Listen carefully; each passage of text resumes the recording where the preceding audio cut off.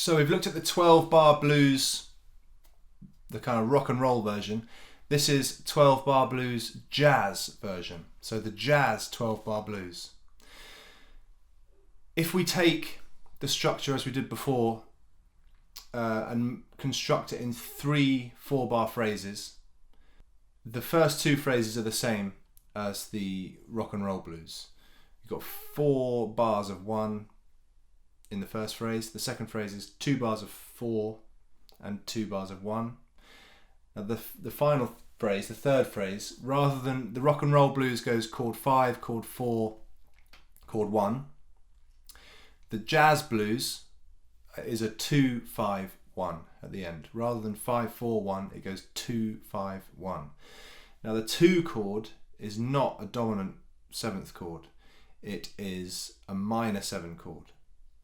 Okay? That's kind of the main difference between the rock and roll blues and the jazz blues. There are many, many different sort of variations. I'm talking about them in their kind of most basic form. So the rock and roll blues is one thing. This is a different thing. The jazz blues, where it ends, that final phrase is a 2 5 1. Now there are loads of jazz standards, blues tunes that use this progression. Very, slightly different variations, as I said, but more or less this version with this ending with a 2 5 1.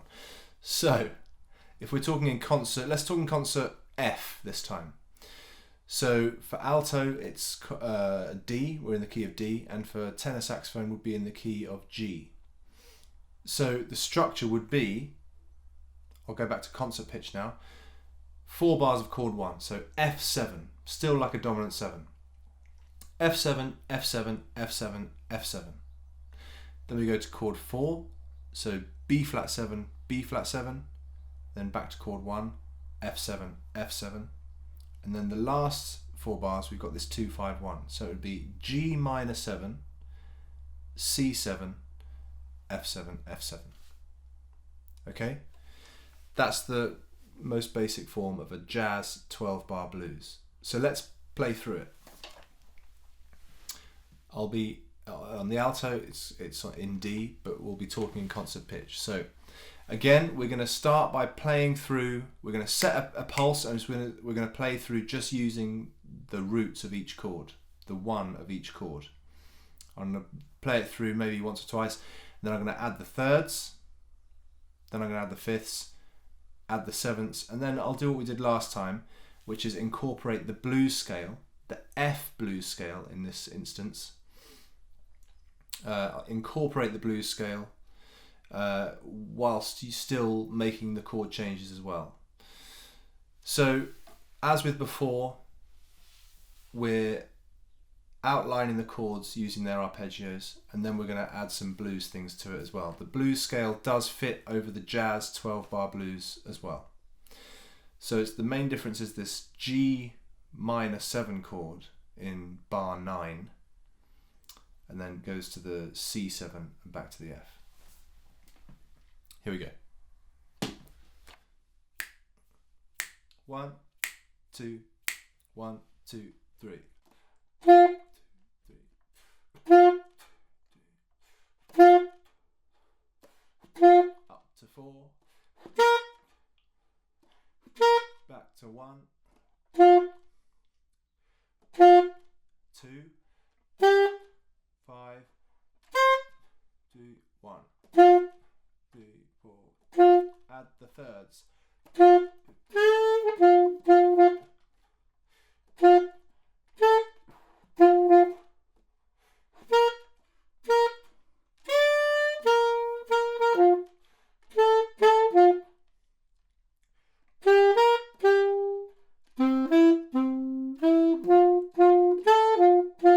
Add the fifths.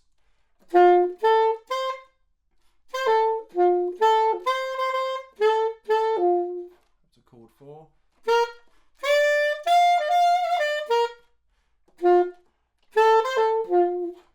2.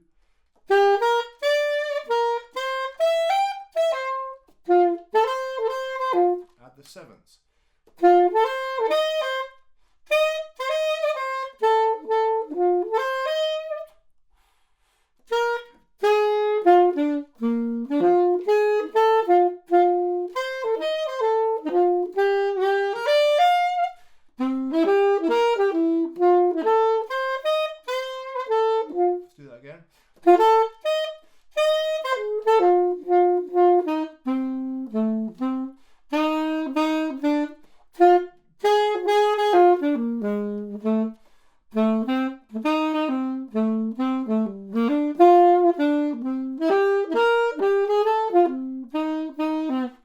add some blues.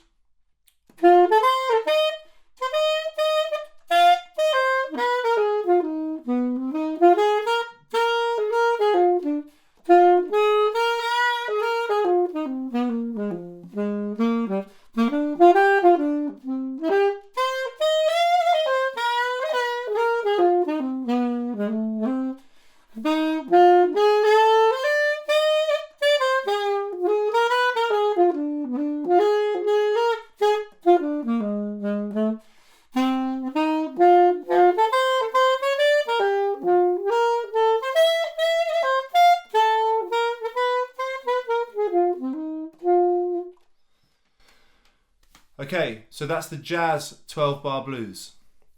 Not much different. The style I was playing in was pretty similar. I'm outlining the 1, 3, 5, 7 of each chord, adding a bit of blues scale in there as well. But as I said before, always sticking to that structure.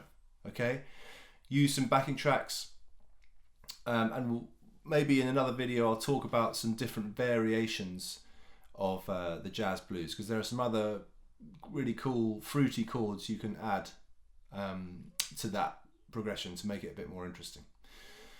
But stick with this, practice this, spend many times over practicing these techniques, 1, 3, 5, 7 and the blues, mixing, matching, having fun always.